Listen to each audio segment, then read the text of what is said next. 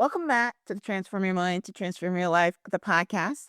You're listening to Author's Corner, where we highlight and showcase our local authors. Today, I am speaking to Louis Pelliccioni Jr., author of Success is More Than Winning. And Louis and I are going to be talking on the topic physical and mental techniques to handle stress so that you can keep on winning. Welcome, Louis. Thank you, Myrna. Hey, you're very welcome. All right. So let me give you guys a brief introduction. Here are some of the accomplishments of Louis Pelliccioni. Former high school star in football, basketball, baseball, and golf. Played on WVU freshman basketball team. He was a high school head coach with a winning percentage over 80% and won 2 state championships. Then he transitioned into a different career and won Rookie Broker of the Year award for the entire county of Prue Securities. Built a successful finance firm in West Virginia and Florida, owned and developed real estate for over 50 years, owned retail stores and a recreation park. As Yep. you can see, he's well qualified to write his book, Success is More Than Winning. So today we're going to be talking about success. And as you see, Louis has had a lot of success as a coach in finance and real estate because success is a state of mind and not just money in the bank. So let's start off strong with that comment. So, Louis, as we dive into a conversation today, let's start with what you have seen in your career that are the three enemies of success. Well, there's no question, Myrna, when you talk about the three enemies, they deal with things that keep you from being successful and how you handle them.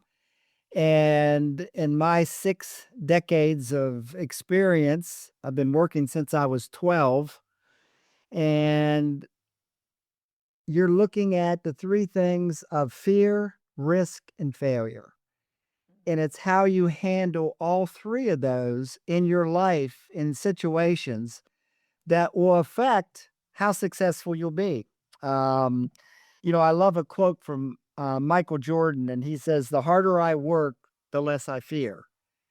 And it's just the type of thing that, we've always, everybody has a fear, and they all kind of go together. You have a fear of failure, a fear to whatever. And I know when I was coaching, I can't tell you why. I do not know why. I looked at everything and I was not fearful to do anything or try things. My first year of coaching, I was 21 years old, and I'd actually got the job before I'd graduated from college. And I was only a couple years older than the kids that I was coaching. And we'd never won a state championship in the school's 50-year history. In the first year, we had a great team, but we lost in the semifinals in the state tournament, and we lost to a team that was better, or we were better than, but we had not played the competition, so we didn't really have the great confidence when we went up against the better teams.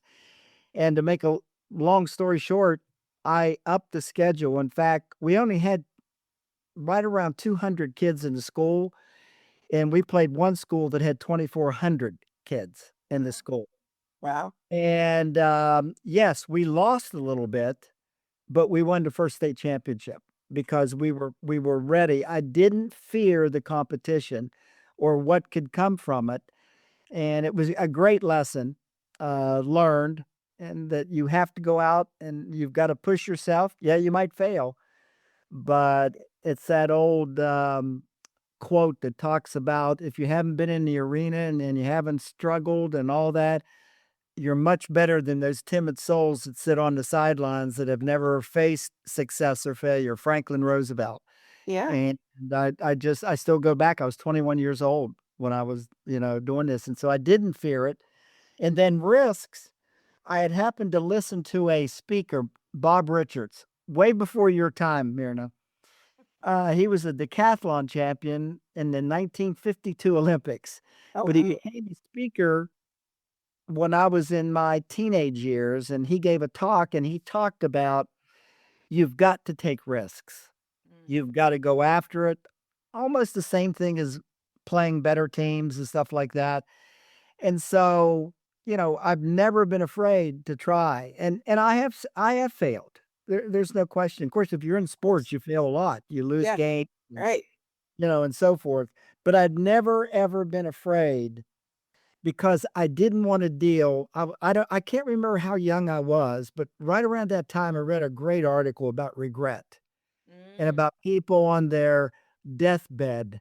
Yeah. And they were talking about all their regrets. They weren't talking about their successes.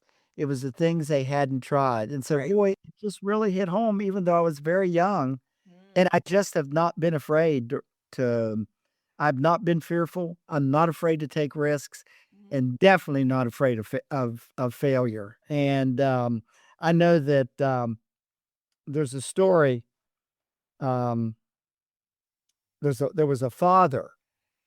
And I loved this story when I heard it, and his kids would come home from school, and he'd say, "Okay, what'd you fail at today?" Not saying, "Hey, was your name What's to win? Right. great, have a lot of success." He wanted them to go out and try things, Right. even if they failed, and there's just no question. You talk to any successful person, they'll tell you about the things they failed at. Yeah. And it's just part of success. And Right. those how you handle those 3 things affect your success greatly. Well, that's amazing. When you were talking, I thought you were gonna do you're gonna say about the quotes. I don't know if it came from Michael Jordan or not, but, I think it maybe came from, a hockey player. I don't remember his name now. Wayne Gretzky. I think When he said that you miss all the shots you don't take. So, yeah, you did, whether and it's risk. then you regret them. Right, exactly. That's the thing. So, I mean, yeah, but, one of the beautiful things about sports that I see, I mean, I've never played I played little sports in high school, nothing competitive, just little girl sports. Right. But one of the things that I am always surprised and inspired and really um impressed with is that you see teams that are giving their all when I don't think they have any prayer in hell of winning, but they never give up. Right. And sometimes it works in their favor. So, I mean, it's very easy. What I'm trying to say is not to have fear in sports because you have to have the confidence, you have to believe that you're the best. But people have fear in their work, in their jobs, in their, Right. because it's their livelihood is, if they get fired or if they fail, they have nothing to feed their kids. So you still think that you know uh, you came from your coaching world and you took that same mindset into Now, your business world and it worked for you, I guess. Right. Myrna, do you know there are companies today, I found this very interesting, that if you don't fail enough, they tell you you're not trying Right. big enough. Okay. And I thought that was just wonderful. They want you to try big Right. things, even if you fail, Yeah. because you don't attain, almost like we did my 2nd year of coaching. We're out playing teams that are 10 times have 10 times the kids that we have. Yeah. And yeah, they had better athletes, but actually the team that had 2,400 kids, we beat them. Yeah. Well, of course, because all you have to do is instill in your players that they're good enough and give them confidence, and they'll That's right. go out and try it. And so you lose the championship. You're not going to starve. But yeah, I mean, we starting off strong, but those definitely are the enemies of success. You're fearful, so you don't want to try. You don't want to take the risk. And yeah, and what was the third one again? Failure, fear, risk, and failure. The The 3. failure. Okay, right. Yeah. So we're talking. How you handle all 3. They're intermixed. Right. Mhm. You're right. Okay. Yeah. Okay. Every day, businesses, churches, dispensaries across America face threats that put people and property at risk. When seconds count, Who will you call? Alpha Security Bureau delivers licensed, insured security guards fast, from fire watch and armed patrols to active shooter readiness and cannabis compliance. Our teams protect what matters most in all 50 states. Clients save up to 40% compared to major competitors without sacrificing safety. Need coverage now? We can deploy within 24 to 72 hours in major markets. And with our affiliate program, you can earn up to $700 for every referral. Protect your business, protect your community. Call Alpha Security Bureau today at 817-383-9098 or visit us on the web at alphasecuritybureau.com. That website again is alphasecuritybureau.com. Protecting what matters most. So let's flip that over and talk about what do you think are the top 3 traits of all successful people. And I'd love to know what are some of the traits that you think that made you successful. Well, they were the ones I'm talking about. There's no question. I think you'll like it. Uh, Now, there's a difference between the next question you're going to ask me, but the three traits of all successful people, number one, they live in the present. They're able to eliminate the past and not think too much about the future. And I'll give you an example. My first year in coaching, I've always been a believer, again, through people that I've listened to, that I have mentors and I go out and find the best. And I actually took a trip to Los Angeles and visited John Wooden's practice at UCLA. To me, still the greatest coach ever. Think about this. He won 7 straight NCAA basketball championships, 7 in a Nice. row. Nice. That's unheard of today. Yeah. And he won 10 overall.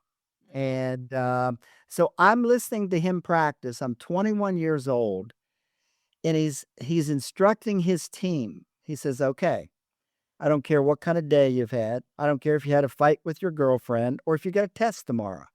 The next hour and a half is mine. I want you to eliminate everything. I want you to stay right here in the present, Mhm. and we will have a good practice.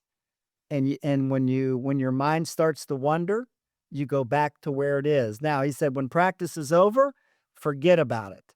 Go out, you got to study, work on studying. You're out with your girlfriend, whatever it is, enjoy life. Just be But there. you got to learn to do everything in the fullest, and you got to be in the present.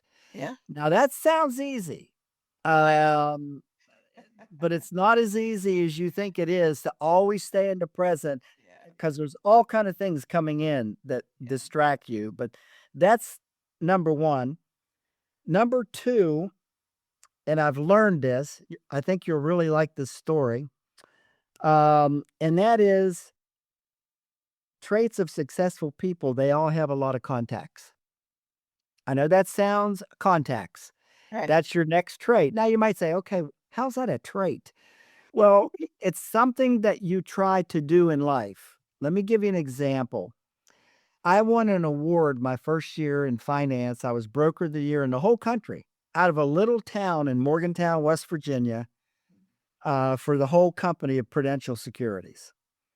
I thought I was pretty good. I said, man, I must be pretty good. I'm thinking, wow, whatever. I think it took about 30 years later when I added research to my book, which I have over 70 research projects in my book. Mhm. And here comes this 100-year-old study about success, happiness, and longevity. And it said the number one trait of being successful is connections. And I start thinking, you know what? Maybe I wasn't as good as I thought I was, because in my small town, I had gone to high school there. I had been involved in sports. I knew a lot of people. I helped to win state championships. And then I came back as an assistant coach at the university in the same town. I knew a couple of thousand people. I had tremendous contacts. Plus I was on boards. I was in civic clubs. I was making connections everywhere, and I said, "You know what? I won that award because of my connections, not because I was the best." Mm. I had to come to grips with that, but I'm okay with that because it is the number one trait and very important. So I tell young people, get involved, make connections with people. And when you really think about it, it's all three things. Happiness, the more people you have in your life, the happier you are, your family, your friends. Success, we've just talked about it. And longevity of life, people live longer when they have people when they're older Yeah. and where they still have friends, they still have things to do. They're not lonesome. Yeah. And so that's the second trait that's very, very important, of all successful people. You listen to them. I said, I know a lot of people. I've made a lot of connections. The third is one of my favorites. In fact, I'm going to cheat. I'm going to probably add a couple more or one more at least. Mhm. Is and I learned this again from a talk when I was 15 or 16. a- And I've learned so much from talks that I listened to at high school. I remember them. We're talking 60 years ago, and I still remember because they made an effect. Expression. Right. Mhm. Now yes, and this one was a guy came and he talked about reading, and I was a high school student time, and I was not a great student. I was a CB student. I was terrible reader. I mean, meaning I didn't really like to read that much, and he made a statement to me that I've never forgot, and he said, "If you are not avid reader, you will not be successful." And that hit me. And he went on to talk about it. And he said, "Do you realize the 1,000 plus of the most elite and people that have the highest net worth, there's one common trait. All of them have. They're avid readers." Yeah. And it's so important to everyone's success. And I started to read more. And I have a library of thousands of books. Mhm. I had books on basketball, 500 on basketball because I wanted to be successful. Then I went into finance. I have 500 books on that. I've got tax books, I've got self-help books, all those things to help me grow and be Yeah. better. And there's no question, whatever success I've had, whatever it is, part of it's because I'm an avid reader, and it all came from that talk where that guy basically looked everybody in the eye and said, "You're not a reader, you're not gonna be successful." Yeah. And it really made a difference in my life, and the more I read about, it's like a given. Yeah. Well, those are not the boilerplate answers. So I'm glad that They're not, yeah. they're not. Yeah, I know. I'm glad that we're talking about something different here. Yes. But yeah, being in the present moment, it's actually very hard to do. Very Because hard. we've got 60,000 thoughts coming in our mind every and 95% of the time we're not even aware that we're breathing and we're just going along. And the contacts, I've heard about that one before. Um not necessarily being successful in anything other than a career because when you want a job, how do you get a job? People that that's why networking People you became know. so popular in maybe the 80s or so. And then the final one that you're talking about, reading, I am an avid reader. I read all the time. And Yeah. I didn't think that it mattered towards my success, but I knew it mattered towards my personal growth. And which Well, that I doesn't when I'm on this show, I can talk almost about anything because I'm reading and I'm learning and I'm growing. So putting it with success, that is very good. yeah. That's very good. Well, Yes. think about it. You're just postulating that right now, and you're not using the term success, but then when you look at it, you'll love this. When I was going through my training to be a financial advisor, I went to New York, and this was back in the 80s, and they taught everybody to make cold calls. That's how it was done. Not today, but well, you still get them. But Yeah. it was a big thing 50, 40 years ago. Yeah. And I told the guy, I said, I'm not going to make cold calls. And he said, Lou, you'll never make it. And he said, what are you going to do? And I said, I'm going to make cozy calls. And he said, what the heck is a cozy call? He said, I've never, Warm calls. We don't call them cozy call. Warm calls, right? yeah. And I said, well, what a cozy call is, it's, I am calling people that I know or that they know me. Yeah. And he said, my God, do I love that. And he said, I've never heard that before. And I've never made a cold call in my life. I've never just picked up the phone and called people. I've always known them, or from giving a talk, they were there and my phone number and I call them back. Those are cozy calls. It's not just picking up and Those ones are highly successful. It's true. yeah, Your chances of a cold call are very slim. With a warm or cozy call, your results are much higher. So that's great. very, very But much then it so. comes from the contacts because who can make calls to cozy people or warm people? You might know two people, but you Yeah, got the contacts. yeah. So it works. The last thing I want to mention, and it's something that I've done for 50 years, and I've got the research behind it. As I told you in my book, I've got like 75 research projects that back up everything. I didn't come up with the idea. I want everybody, when I tell people, it was one of the people at Author Success that hit me with this and said, I've never seen a success book that has research. It's just someone's opinion of their experience. That's right. Mhm. And boy, I mean, it enlightened me, and even at my age and all the things that I've been fortunate to do, and that is planning. Successful people are planners, and what I mean by that, let me give you a study that was done. It took college kids; they were graduating. Only about 3 to 4 to 5% of them had written goals. Right. The other kids, some of them had some goals, but they didn't write them down. But these 5%, they wrote their goals down and everything. 10 years later, they went back and visited these all the kids. Hmm. The kids that had the written goals were 10 times more successful than the other people. It's been proven without question how important it is to write your goals. I've been writing my goals for 50 years. Every holiday season, um, Thanksgiving and Christmas, I do my goals for the following year with action plans.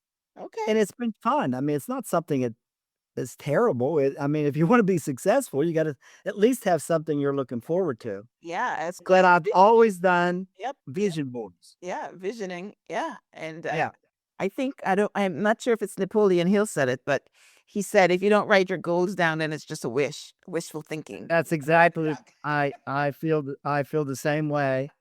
And then I do vision boards, which I know you know what that is. That's just, and again, it's putting that image in your mind that you see it. I mean, the two famous ones that athletes was Tiger Woods, who had all of Jack Nicklaus's records that he wanted to break on a vision board, and then the most recent one that of popularity is Shohei Ohtani from the Los Angeles Dodgers, the great player that's been player of the year the last 2 years in Major League Baseball.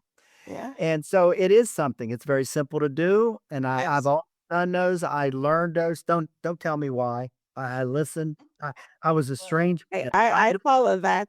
I follow that because I'm a coach and I understand writing your goals down.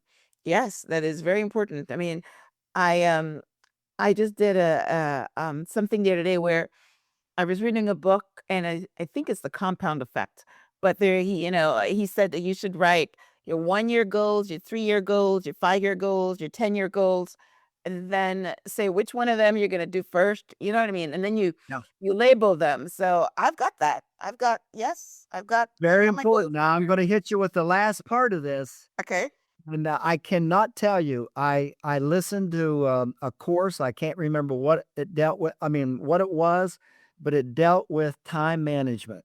'Cause it was burned in my head. We all only have 86,400 seconds a day, Okay. and how we use those seconds affects our life.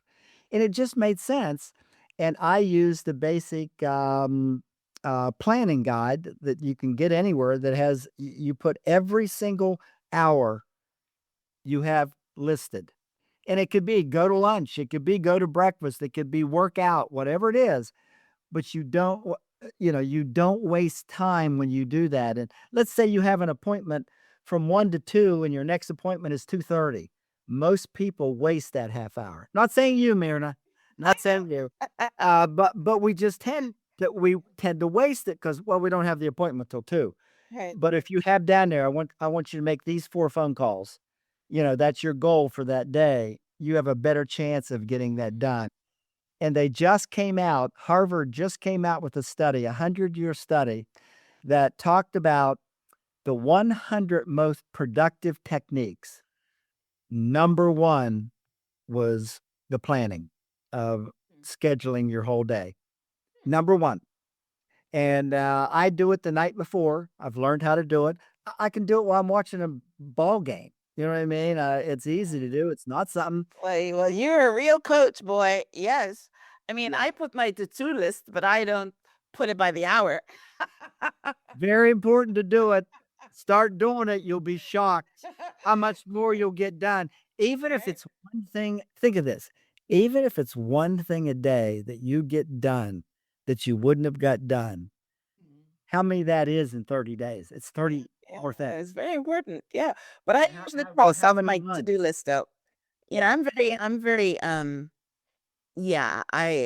very, um, what is the word I'm trying to use? But I mean, if I say that I'm gonna do something, I do it. So when I write it down on my to-do list, I like crossing it off that I've done it, and I don't finish my day unless I've done it.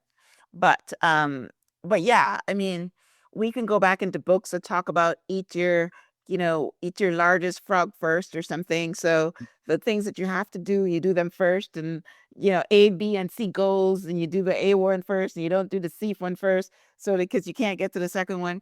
But there's a lots of ways. But yeah, it sounds like Yeah. yes, like It's your just book that, is it's called box planning, and, right. it's been used for many, many, many years, but I can tell you've read a lot, listened a lot, just from all the things you're talking about. Because I 'cause I've heard all those things there, and again, I'm also a believer if a person has a system that they like and it's working for them, Yeah, and the only thing that I tell people is check the time that you waste in a day. right. And that is time when you get nothing done for 15 minutes, 30 minutes. It sounds like it's so structured, but it's not because you can change it. Yeah. Not a problem changing it. It's not like, oh my God. Right. It's yearless. Yeah, I know. I mean, and there's some people that spend too much time on one thing and then the rest of the things don't get done. I've never been that kind of person, but I know, some people that are perfectionists, they spend 2 hours on something that should have been only been 50 minutes. I never had that problem. But yeah, those are some of the things. But yeah, I like your idea about you know, if like for instance, you talk about the 4 phone calls, right? If you put on your to-do list that you have to make these particular calls and you've got a half an hour block of time where you don't have anything to do, at least you can get 1 or 2 of those calls in. That's right. So that's a good It's just idea. about Right. time management. Yes, right. You're Right, you're exactly. right. And if you don't, at the end of the day, it's not gonna be crossed off because you didn't get them done and you're gonna say, "Oh, I was too busy." You're very right.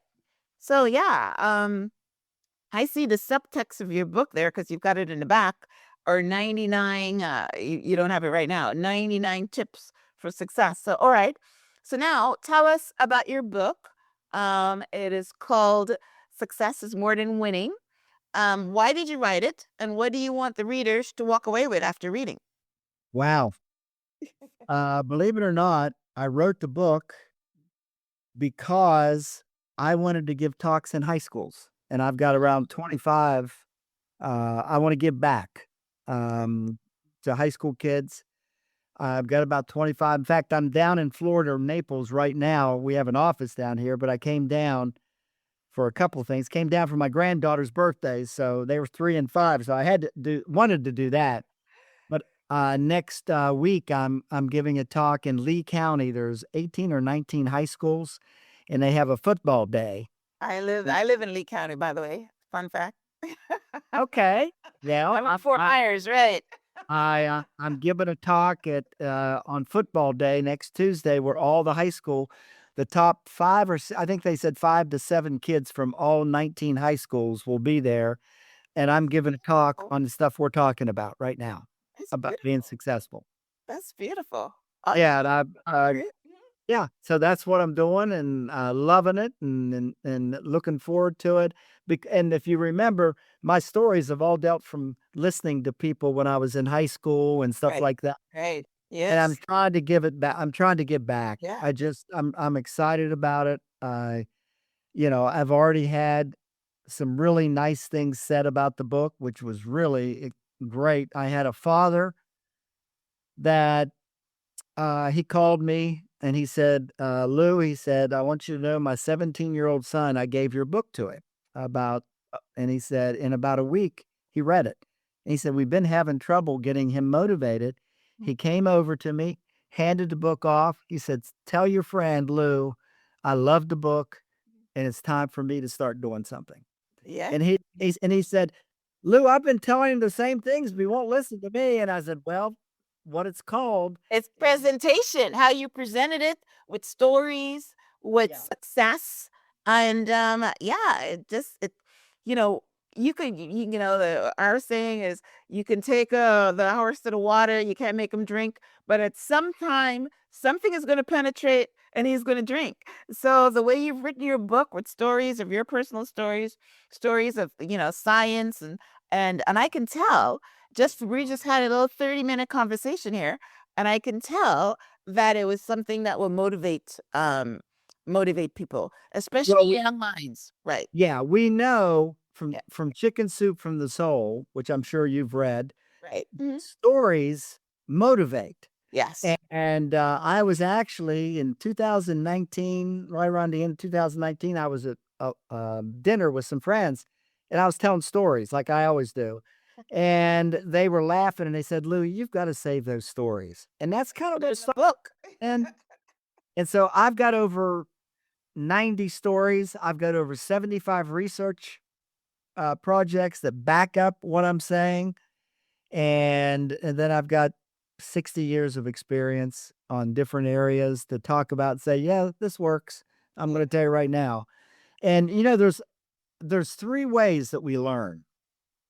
And one of the things that I want to teach young people, we learn through just experiencing life. Okay? We learn from reading.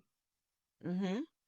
And we learn from listening to people that have been where we want to be or have done what we want to do. Yes. Actually, experience is the hardest and longest. If you have to learn everything by mistake over years, why not talk to someone that Yes. has made those mistakes and they said, you don't want to do this. Right. You want to Exactly. do it this That's way. what books do. That's Books what they'll teach you because books are gonna tell you the right way to do it. "Oh, I've tried that, and that doesn't work. So this is the faster way to go." yeah. So sure, Yeah. definitely. Right? And that's what I'm trying to get people to understand is, because whatever I did in life, I found the best people to do it. I got books. I went to see them if I could, like practice sessions. I've been all over the country listening to people finding out the most successful in what area that it might be. And it's Right. so much easier to learn that way because here's a person that's done what I want to do. Yeah, yeah, And he's yeah. telling you, or she, Mhm. they are telling you, don't do this. Don't Right. do it this way. Here's the 5 reasons why. Yeah. It's better than going out there and trying, oh, well, I made that mistake. Oh, I made that mistake. I should have listened. Yeah, and then what happens when you do it the long way and you do it the hard way and you're not successful, then you're disappointed and deflated and that's the thing of not being successful. But yeah, books teach you. That's why there's books. Books teach you how to do things. So I love the title of the book, Success is More Than Winning. And yeah, success in life it's not just, I started out by saying money in the bank because that's how people measure success. But success is not even championships, right? Success No, is not. how you live your life and your contribution to your community. And you definitely one of the, you've got accolades and awards and success, but you're also giving back. You're contributing to Yeah. the community. Oh, You're yeah. helping you're helping the next person, and that's what you're supposed to do. That's how you measure success. So, No, I agree with you, yeah. Mariner. Okay. It's not money. Yeah, exactly. Right. So we're definitely fresh out of time, but I definitely enjoyed our conversation. And yes, definitely go pick up a copy of Lou Pellis. I'm never gonna forget how to say your name though. Pellicciono, right? How do you say it? Pelliccioni. Pelliccioni. Pelliccioni. Pelliccioni book. You don't need to remember that. Just remember the book is Success is More Than Winning. I'm sure it's on Amazon. Do you have a website, Lou, that you want to send them to? Yes, my website, which is about 90% done. It's get in the works because I also have a workbook Okay. that I'm finishing that has all the planning things that we talked about. Okay. And because I just believe in it. But on my website, it's yesyoucansucceed.org. I like it. And yeah, Okay. All right. So I will have a summary of my conversation with Lou on the show page, which is myhelps.us. I will link out to his book. I will link out to his website. Are you in social media? oh yeah, I'm on Facebook. All you gotta do is put my name, Okay. and I accept everybody. Okay. And, and LinkedIn the same way. Yeah, I love to deal with people, talk with people, help people, Of course. and, I had a young lady this morning at the gym ask me, she said, "Do you do any coaching?" And with people, and I said, "I'll help anybody and tell them what I've learned. I love people and Mhm. love to help people, and that's kind of my mission the rest of my life." Okay. Well, that's beautiful. Well, if I have some time, I'll come and hang out with you for your football day next week because I'm in town. Uh, Where? Okay. it's next Send me the Tuesday. location. Yes. Yeah, it's next Email me. Tuesday. Yeah, email me the location. I might come and meet you and shake your hand. So, all Mhm. right.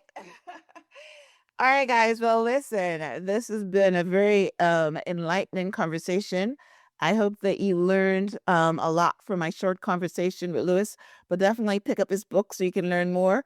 But one of the things that I took away from here is be present, do not fear risk, do not fear failure.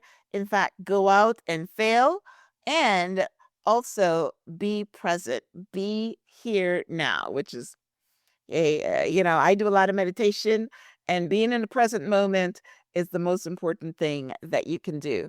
And I was even meditating this morning, and I'm doing the same thing. Don't worry about what's going to happen in the future. Just concentrate on what's happening now. Yep. Stay in the present. Be here now. Stay in the present moment, right? So that's what fear is. You're thinking that something bad is going to happen in the future. Just concentrate on the good that's happening now, right? Because there's probably something good happening now. Yep. But all right. So yes, I definitely enjoyed my conversation with Lou. Pick up a copy of his book. Thank you for being on the show, Lou, and sharing your wisdom because you have a lot of it. So thanks again for being on the show. And as we wrap up, do you have any last words? Well, let's see. I wrote something down, and this is the thing that I've really tried to also that I've learned through many experiences. One of the keys to success is, and it comes from the sports vernacular. And it's interesting. I listened to a study between talking about how we are in life with educating ourselves. We either do it the public school way or we do it the sports way. And it's not that the public school way is bad, except it ends. You go to high school and it can end. You go to college and it can end. Right. No, the sports way is the way. Never stop learning. Try Yes. to get better every day at something, and that comes from sports. I mean, that's exactly it, and a lot of educators have said the sports way is the best. I mean, I'm gonna be 77 here soon, and I'm still working full time and doing this on the side, and, it's just you gotta keep at it, you gotta keep growing. You gotta keep learning. Well, hey, you take a page out of my book. One of the things that's part of this show's tagline is "Kanai, constant and never-ending improvement." That's what I live by. Yeah, I did well, not know it was a sports thing. I thought it was a yeah, it personal is. development thing. No, it is. It comes from the idea of sports. If you look at any of them, I mean, I'm when I say that, other people have used it, but Right. sports has always been about your goal is to be better than you were yesterday. Yesterday. Wow. Yes. Yes. I agree. Amazing. All right, guys. Well, listen, this has been an incredible episode of Author's Corner. Again, we were interviewing Louis, author of Success is More Than Winning. Definitely to go pick up a copy of his book. He talked about this is for young people, this is for old people, this is for everybody. But if you have a teenager that Yes. you want to help him or her to succeed in life, this is an excellent gift. So thank you for tuning in to this week's episode. Lou, thank you for being on the show. And until next Wonderful. time. And Thanks, Mirna. until next time. Enjoyed it. Namaste. I did too. All right. Heck, you could have run this